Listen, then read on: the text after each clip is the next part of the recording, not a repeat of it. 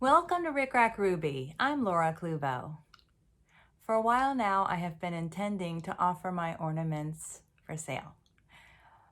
And I've just been doing way too much research. Should I set up a Shopify store? Do I need stamps.com? What kind of packaging? How much does it weigh? How much should I charge for shipping? Do I need to collect sales tax? And I just have become very overwhelmed with the logistics. And so I don't know, I think I was stalling. But anyway, without further ado, I would like to make 10 boxes of ornaments available for sale. They're small boxes. If you watch the rest of the video, you'll see me packaging them. There are 4 ornaments in each box, and they are from the Flea Market fabric collection.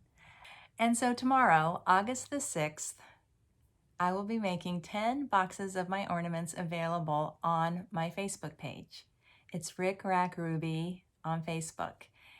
And I'm kind of nervous and kind of excited, and if it works out, I can keep providing ornaments for everyone.